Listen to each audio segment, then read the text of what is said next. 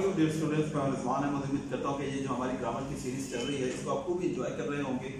इससे पहले हम अब तक जो है वो सब्जेक्ट वर्ब एग्रीमेंट से रिलेटेड जो प्रॉब्लम्स बच्चों को आती हैं उसको मैंने डिटेल उसके रूल्स आपको करवाए, आपने नोट कर लिए होंगे। कम्बिनेशन मिस्टेक्स क्या होती हैं, बच्चे किस तरह कम्बिनेशन मिस्टेक्स करते हैं अपने सेंटेंसेस के अंदर, उसको कैसे ओवरकम कर सकते हैं, ये हमने सीखा। उसके बाद हम टेंसेस के ऊपर आ गए कि ये बेस है जहाँ से आप अपना स्ट्रक्चर वगैरह बना सकते हैं। और अब तक जो है वो हम प्रेजेंट इंडेफिनिट, प्रेजेंट कंटिन्यूअस और प्रेजेंट परफेक्ट टेंस जो है वो कर चुके हैं। आज के इस लेक्चर के अंदर हम जो प्रेजेंट परफेक्ट कंटिन्यूअस है उसको सीखने जा रहे हैं।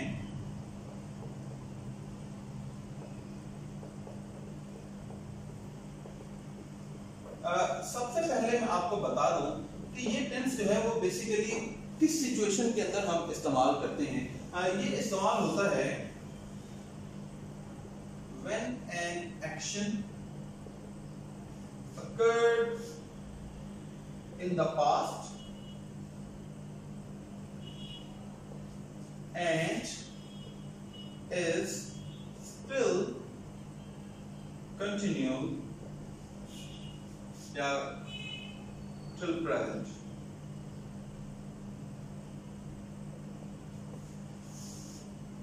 मैं एक चीज यहां पर लिख रहा हूं, with specific point of time. इसका क्या मतलब है? देखिए, अगर आपने प्रीवियस जो मेरा लेक्चर है प्रेजेंट परफेक्ट का वो नहीं देखा तो इस टेंस को समझने से पहले आपको वो चीज जरूर समझनी चाहिए कि मैंने आपको बताया था कि प्रेजेंट परफेक्ट टेंस का क्या मतलब है कि माजी में एक काम हुआ, लेकिन वो काम जो है जब हुआ, स्टार्ट हुआ तो वो चल रहा था कि उस दौरान एक और काम हो गया। प्रेजेंट परफेक्ट में माजी में किस टाइम पर काम हुआ हमें नहीं पता। वो मैंने आपको समझाया था कि देखिए, ये लेट्स से कि हमारे पास टाइम लाइन चल रहा है, ये हमारे पास पास्ट है, ये प्रेजेंट है और ये आगे हमारे पास फ्यूचर है।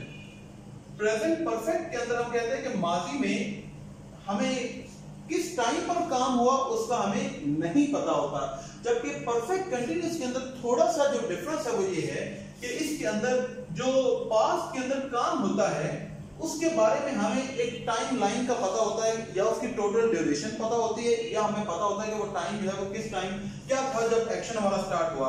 ये माजी में काम हुआ और ये प्रेजेंट, टिल प्रेजेंट मोमेंट अभी ये काम चल रहा है। तो इस तरह के एक्शंस को एक्सप्रेस करने के लिए जो है वो हम प्रेजेंट परफेक्ट टेंस इस्तेमाल करते हैं। एक दफा दोबारा क्लैरिफाई कर दूं कि देखिए, प्रेजेंट परफेक्ट टेंस हम उस वक्त इस्तेमाल करते हैं कि माजी में एक एक्शन स्टार्ट हुआ, हमें नहीं पता किस टाइम, और वो काम चल रहा था कि उसकी जगह पर एक और काम हो गया। तो दो काम हैं। जो पहला एक्शन होता है पास्ट के अंदर, जो हम सेंटेंसेस के अंदर दो एक्शन डिस्कस करेंगे, जो पहला एक्शन होगा वो हमेशा जो है वो परफेक्ट टेंस के अंदर लिखा जाता है।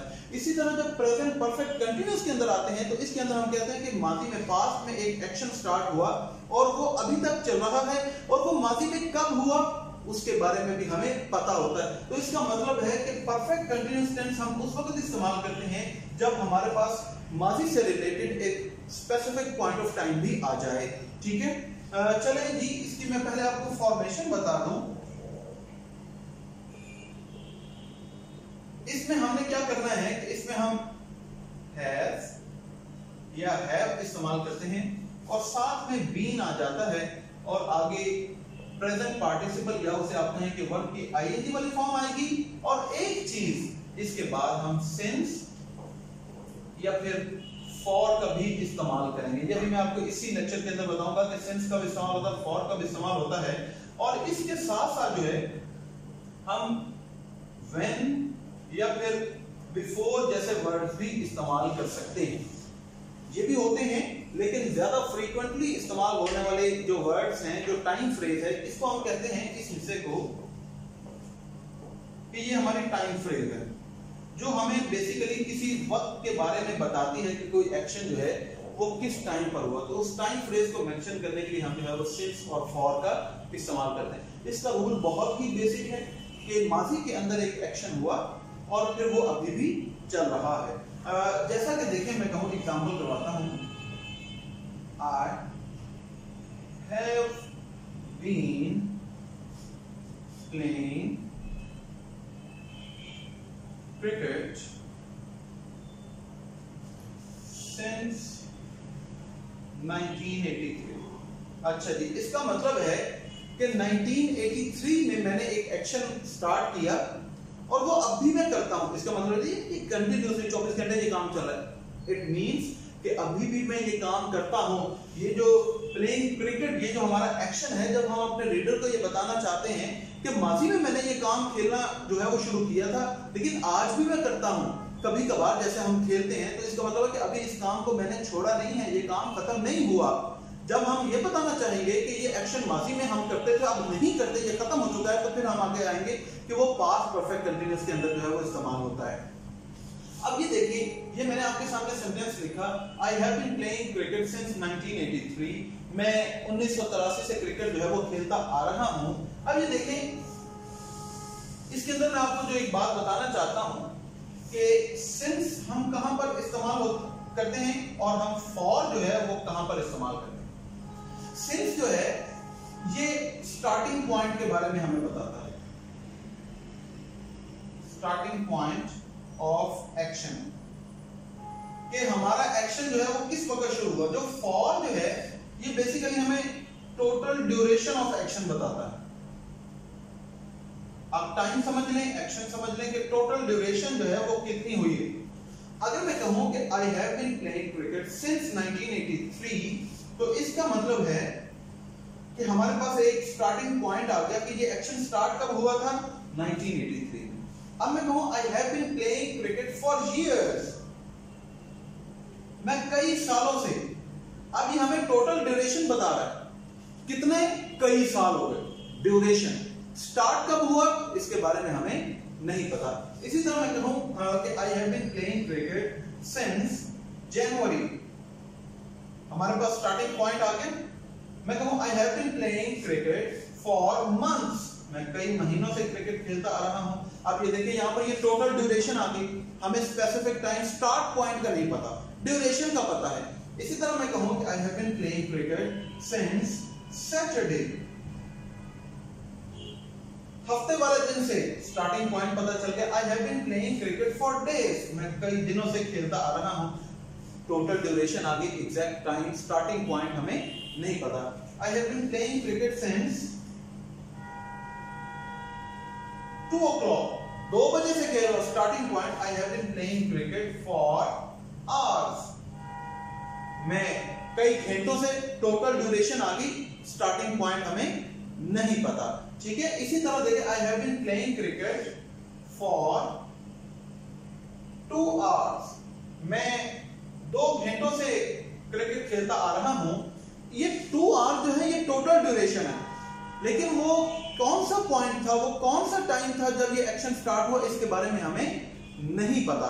ठीक है, तो आपने अब ज़हन में रखना है कि सिंस कब इस्तेमाल होता है और फॉर जो है वो जुमले के अंदर कब इस्तेमाल होता है। ठीक है जी, अगर इसमें आपको कोई कंफ्यूजन हो तो आपने मुझसे पूछ लेना है।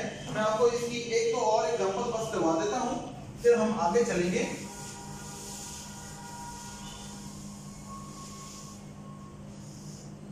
देखिए, मैं कहूं कि has been living in New York since 1993। अब हमें स्टार्टिंग पॉइंट पता है तो हमने सिंस इस्तेमाल कर लिया। ठीक है, इसी तरह मैं कहूं they have not been sleeping for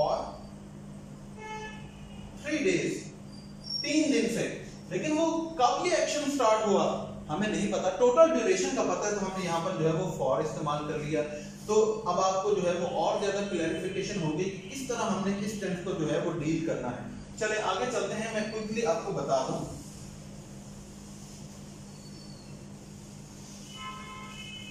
इसका स्ट्रक्चर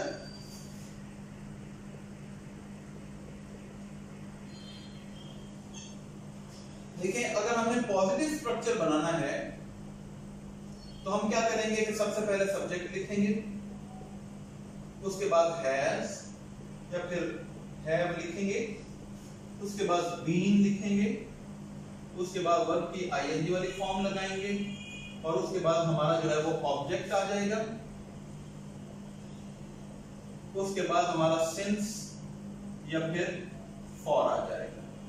ठीक है, अगर आपने इसका नेगेटिव स्ट्रक्चर बनाना है तो तरीका का यही है कि पहले सब्जेक्ट आ जाएगा, उसके बाद हैव या फिर हैव आ जाएगा, उसके बाद नॉट आएगा, उसके बाद बीन आ जाएगा, उसके बाद प्रेजेंट पार्टिसिपल की फॉर्म आ जाएगी, ऑब्जेक्ट आ जाएगा और इसी तरह हमारा सिंस और फॉर आ जाएगा। अगर आपने इसका इंट्रोगेटिव बनाना है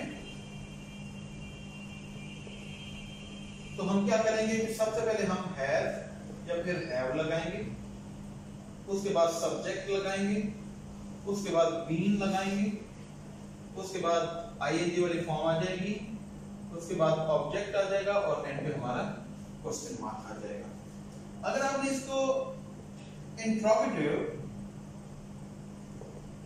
प्लस नेगेटिव बनाना है तो क्या होगा कि सबसे पहले हमारे पास जो है वो हैज या फिर हैव आएगा, उसके बाद सब्जेक्ट आ जाएगा, उसके बाद नॉट आ जाएगा, उसके बाद बीन आएगा, फिर आगे पार्टिसिपल वाली फॉर्म आ जाएगी हमारे पास, उसके बाद ऑब्जेक्ट आ जाएगा और एंड पे हमारा क्वेश्चन मार्क आ जाएगा। अब हो सकता है कि कुछ बच्चे उनके जहन में ये क्वेश्चन रेज हो कि हैव कब लगाएंगे, हैव कब लगाएंगे। देखें, मैंने आपको बताया था पहले भी प्रीवियस लेक्चर के अंदर बता चुका हूं कि हम 3 तरह के पर्सन जो हैं वो इंग्लिश के अंदर यूज करते हैं, फर्स्ट, सेकंड, थर्ड। तो हैज और हैव जो है ये हैज जो हमारा ये इस्तेमाल होगा जो थर्ड पर्सन सिंगुलर है।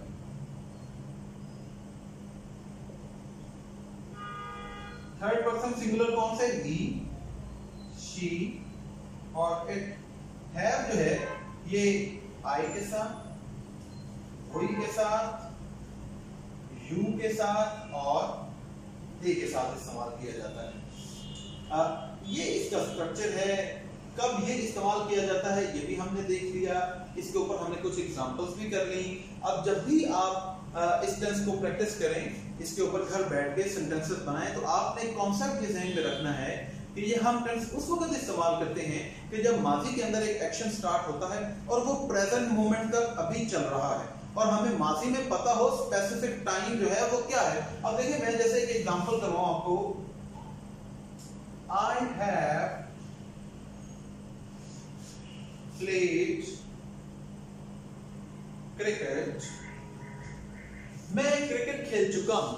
ये माजी में किया ना, खेल चुका हो, काम हो गया, कंप्लीट भी हो गया, लेकिन कब किया हमें नहीं पता। अब जब मैं माजी में कोई टाइम फ्रेम यूज करना चाहता हूं और मैं ये बताना चाहता हूं कि ये काम मैं अभी भी करता हूं, माजी में भी करता था और अब भी करता हूं, फिर हम परफेक्ट टेंस इस्तेमाल नहीं करेंगे। फिर हम किस टेंस की तरफ चले जाएंगे? हमारे परफेक्ट कंटीन्यूअस की तरफ। तो मैं इसी तरह I have been playing cricket since childhood. बचपन से खेलता, अब भी खेलता हूं। तो जब आप ये बात बताना चाहते हैं तो फिर आप ऐसा टेंस इस्तेमाल करें। अगर आप इस तरह के कॉन्टेक्स्ट में कोई रीडर को बात बताना चाहते हैं कि ये एक्शन आप माजी में आपने किया था, अब ये एक्शन नहीं होता, माजी में ही कंप्लीट हो गया, अब ये जारी नहीं है, तो फिर आप इस तरह का जो है वो स्ट्रक्चर इस्तेमाल करेंगे। आई होप कि आपने जो है इस टेंस को अच्छी तरह से समझ लिया होगा। अब चूंकि हमारे प्रेजेंट टेंसेस से रिलेटेड ये चीजें कंप्लीट हो चुकी हैं, मैं इसी लेक्चर के अंदर आपको एक और चीज बताना चाहता हूँ कि मोस्टली जो है जब बच्चे प्रेजेंट टेंसेस इस्तेमाल करते हैं तो उसमें कौन कौन सी कॉमन मिस्टेक्स करते हैं, ये समझना बहुत जरूरी है। बहुत दफा इवन के बच्चे जो हैं वो बड़े मैच्योर होते हैं, बड़ी क्लासेस करते हैं, उसके बावजूद भी ये छोटी छोटी मिस्टेक्स करते हैं। कुछ कॉमन मिस्टेक्स मैं आपके साथ यहाँ पर डिस्कस कर लेता हूँ। देखिए, एक तो मिस्टेक ये करते हैं कि while using present indefinite, students do not use s या es with base form। ये बहुत ही कॉमन मिस्टेक है जो बार बार बच्चे दोहराते हैं कि अगर हम प्रेजेंट इंडेफिनिट के अंदर कोई चीज लिख रहे हैं उसमें हम थर्ड पर्सन का जब इस्तेमाल करते हैं ये मैं इधर लिख दूं ताकि आपको पता चल जाए कि थर्ड पर्सन का जब हम इस्तेमाल करते हैं तो उसकी बेस फॉर्म के साथ हम एस या ईएस का इजाफा नहीं करते। जैसे देखिए मैं कहूं he lacks यहां पर ingenuity। अब यहां पे देखें he lacks ingenuity, हमने यहां पर lack का जो वर्ड यूज किया है, अब देखिए इसको हम प्रेजेंट इंडेफिनिट के अंदर लिख रहे हैं और हमने थर्ड पर्सन सिंगुलर इस्तेमाल किया है, तो फिर लैक के साथ एस के एस का इजाफा जरूर हमने करना है। तो ये बच्चे जो है वो मिस्टेक करते हैं। दूसरी एक और जो कॉमन मिस्टेक है वो ये है कि स्टूडेंट्स क्या करते हैं कि ऐसा टेंस जो कंटीन्यूअस के अंदर लिखा जाना चाहिए, ऐसा एक्शन जो अभी जारी है, उसके लिए प्रेजेंट इंडेफिनिट जो है वो टेंस इस्तेमाल कर लेते हैं कि क्या कि use of indefinite in place of continuous। देखें ये बहुत ही जरूरी है इसको समझना कि इंडेफिनिट टेंस हम इस्तेमाल करते हैं जो हमारी रूटीन होती है, जबकि कोई ऐसा सेंटेंस होता है जो हमारी रूटीन नहीं है और वो एक्शन एक्चुअली जिस वक्त हम बता रहे हैं वो हो रहा है, तो बच्चे गलती करते हैं कि उस एक्शन को समझते हैं कि शायद ये इंडेफिनिट के अंदर ही आना चाहिए, तो उसको जो है वो उस तरह लिख देते हैं, जबकि वो एक्चुअली वो एक्शन उस वक्त जब हम बोल रहे होते हैं वो एक्शन हो रहा होता है। जैसे देखें मैं कहूं she stands on the table,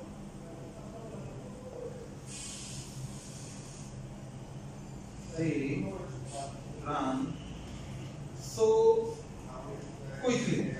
अब देखिए ये जो पहला सेंटेंस है कि she stands on the table, ये हमने यहाँ पर देखिए क्या इस्तेमाल किया कि हमने इंडेफिनिट टेंस इस्तेमाल किया है, लेकिन बेसिकली ये उसकी हैबिट नहीं है, इसकी रूटीन नहीं है, और हम ये बताना चाह रहे हैं कि इस वक्त ये एक्शन हो रहा है, तो फिर इसको हम कैसे करेंगे कि she is standing on the table। इसी तरह they run so quickly, अब यहाँ पर देखिए हमने एडवर्ब यूज किया है, और या तो हम कहें दे रन क्विकली, तो हो सकता है ये उनकी हैबिट है, रूटीन में ये काम जो वो करते हैं, कस्टम है, परमानेंट हैबिट है उनकी, लेकिन एक्चुअली जब हम ये सो क्विकली इस्तेमाल कर लेते हैं तो इसका मतलब है कि ये एक्शन इस वक्त हो रहा है, तो फिर ये क्या होगा, दे आर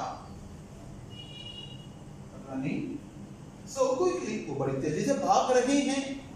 तो जब हमने कंटिन्यूअस टेंस इस्तेमाल करना है तो आपने इन चीजों को जहन में रखना है कि हम जो है वो हर एक्शन के लिए सिंपल जो टेंस है वो इस्तेमाल नहीं कर सकते। ये कुछ कॉमन मिस्टेक्स हैं जो प्रेजेंट टेंसेस के अंदर बच्चे जो है वो बार बार दोहराते हैं। उम्मीद करता हूँ कि आप इसको समझ पाएंगे, अपनी जो इश्यूज हैं, जो आपके मिस्टेक्स हैं, इसको आप ओवरकम कर लेंगे। इंशाल्लाह मैं हाजिर रहूंगा एक नए टॉपिक के साथ, तब तक के लिए इजाजत दें।